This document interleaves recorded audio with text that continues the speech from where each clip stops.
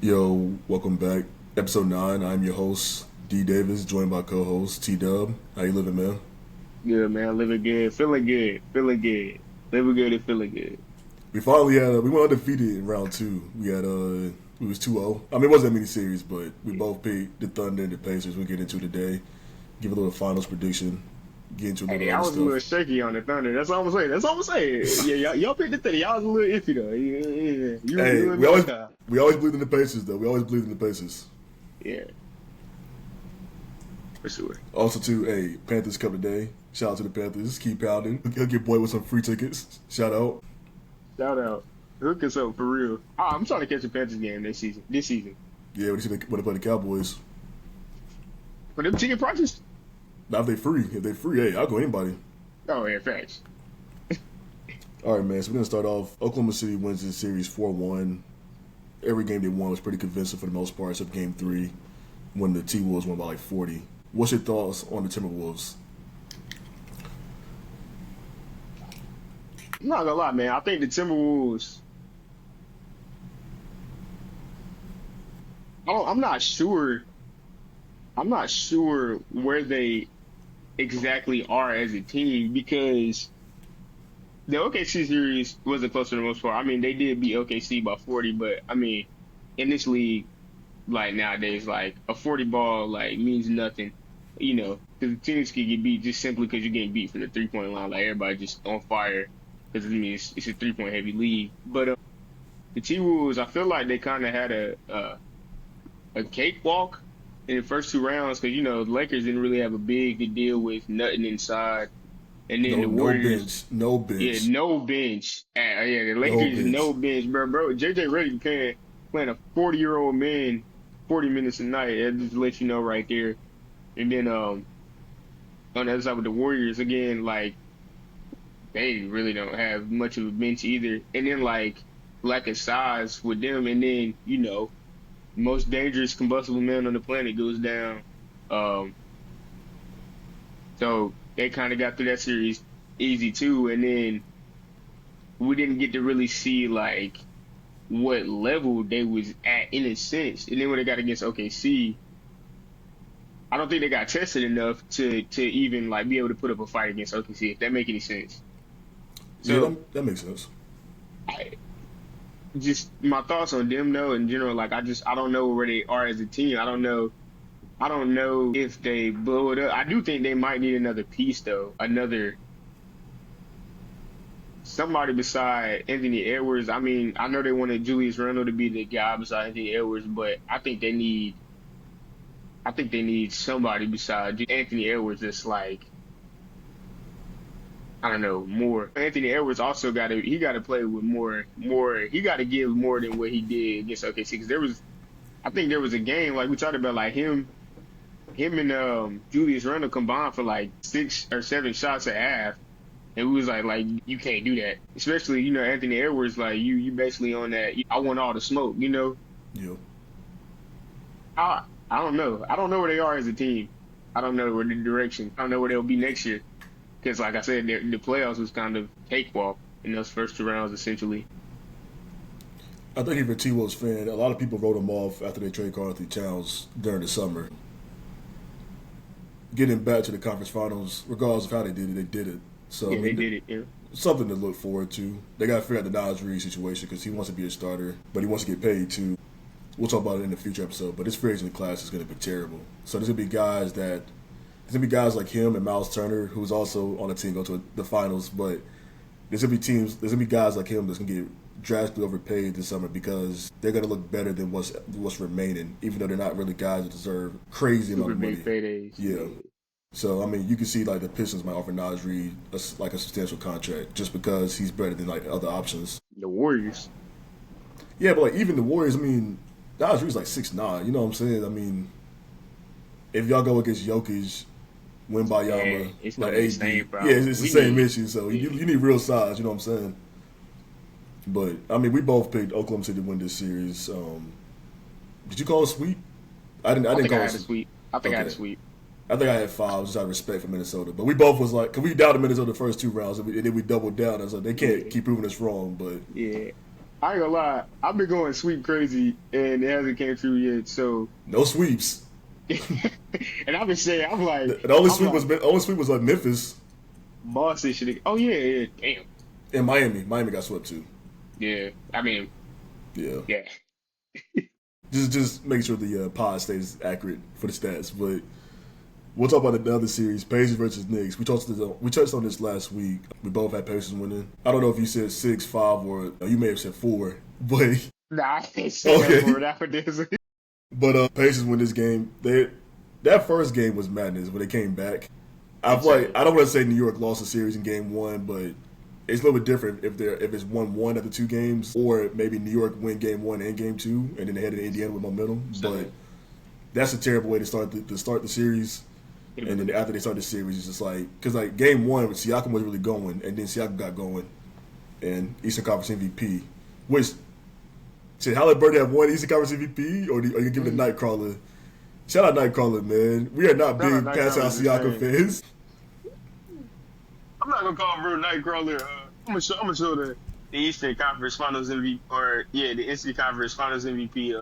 To respect, shout out to Siakam because I will say Halliburton was hooping. All respect to Halliburton. The 8 point game is, I believe, why he didn't get the MVP. Yeah, But because Siakam was also, consistent from 2. yeah, and also if you look at it, the games where Siakam had a scoring presence was the games that it was like, oh, the Pacers are gonna win this game. Even though Tyrese is the engine, like this, like driving the team, he pushing the pace. I can say that if Siakam wasn't having a good game, they wasn't winning, and then I think those are the games that they lost. Yeah. So I feel like with the Knicks, obviously you saw they fired Thibs. Thibs was the most winningest coach since literally the 2000s, since the '99 finals when the Knicks last went. But yeah, I'm gonna say this. Obviously, we're not players, but I feel like coaches get too much of the blame sometimes. You know what I'm saying? But granted, there's two ways to look at this. I don't know if Knicks fans if they will agree, but him not really playing the bench throughout the season, is it because the bench was bad, or is it bad that Thibs didn't develop the bench during the regular season? That's one question. The second question was their offense seemed very underwhelming for a team that had Jalen Brunson, Towns, Mikal Bridges, OG Anunoby in the starting 5. Like they should have been in like a very versatile offense, but instead it was a lot of Brunson heavy. Or when Towns get going early, like they kind of just went away from him. So yeah, they gotta get out of that. I don't. Yeah, we'll say Tibbs being fired. Which are your questions? I do. It was a little bit of both, right? Like he does run his guys into the ground, and that's bad because Jalen Brunson pounds the ball flat. When you get farther and farther to the end of the season, if he pounding the ball flat every possession, bro's just gonna have nothing left in the tank.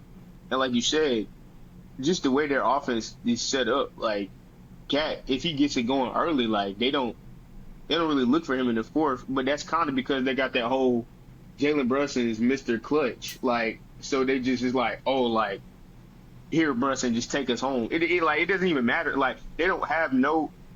It kind of falls like that. Like somebody else is having like a great game, they just go away from him in the fourth. It's like they be like, hey, fuck all that, give Jalen Brunson the ball, and I they're not gonna win like that because even Jalen Brunson is clutch. I'm not gonna take that away from him, but it just gets easier and easier for a team to hone in on that when it's like we just know what they're gonna do. Like forget everything Cat done in this quarter. Forget everything OG did in this quarter. Forget everything Mikal did. Like we know where they're going with the ball. Like so it's just I think it's just that simple. I feel like they got to get away from that offense.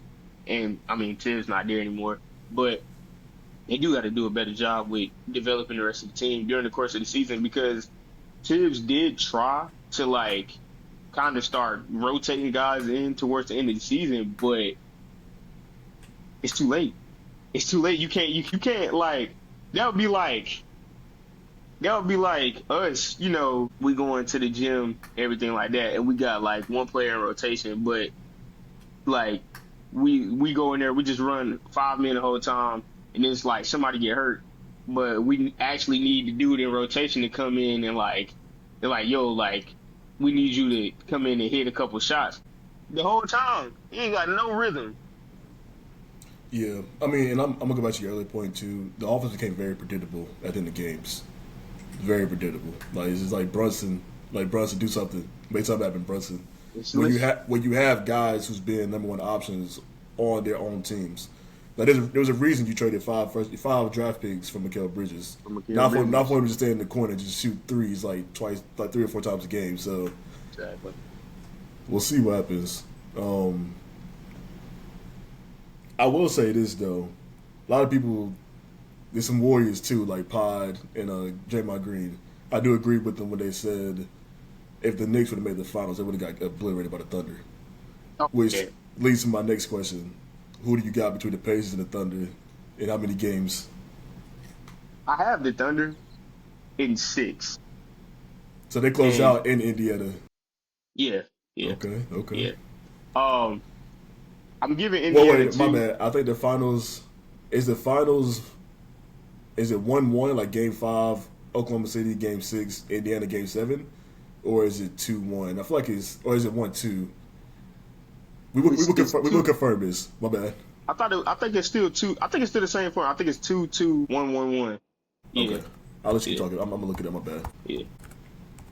Well, yeah, yeah. Well, I mean, either if it's still 2-2-1-1-1, I got OKC closing it out in Indiana because I got the Pacers getting 2.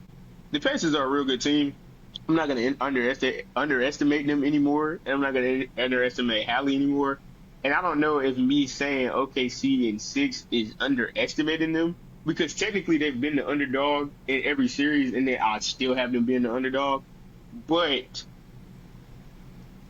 I think for me personally, I believe that if you look at it, OKC and Indiana are kind of like the same team, and the difference is the Pacers don't have SGA, respectfully, because you don't know who the guy is in Indiana that's just gonna like, yo, like we gonna give him the ball and he gonna go get a bucket. Like when anything gets stagnant, we don't know who that guy is. Like is it Hallie? Is it Siakam? Is it Nembhard? Like we don't know who it is, but over there, SGA, hey, he and in the playoffs, he been shooting that thing like efficiency out the window, bro. Bro been shooting. He's gonna get his numbers, Right, and MVP. yeah, and and with bro like in doing that too, he's also like they can run with them. Everybody keeps talking about like how the Pacers like pace, but I'm like bro, like OKC is young and lengthy and they got wing defenders and stuff everywhere. They have a deep bench, just like the Pacers. They can run with them. Like they're not gonna. It's not gonna be a situation like with the Knicks. Ain't nobody gonna be looking winded. Ain't nobody gonna be not getting back on defense. Like it's not gonna be a situation where SGA will lay the ball up and Pascal Siakam is doing a Euro step at the other side, like off of a made basket. Like it's gonna be guys with him back there, you know. Yeah. So that's the only reason why because Indiana I don't really have a half court set. So with that being said, I got OKC in 6. Okay. And I was able to confirm you had it correct. It's one Okay. one one. So Game 6 would be in Indiana. But I'm gonna give my take on part 2. Just gonna take a quick break for part 1, and then part 2 is gonna cover my take on it, and then of course the draft at the end of the episode. So be right back. Be right back.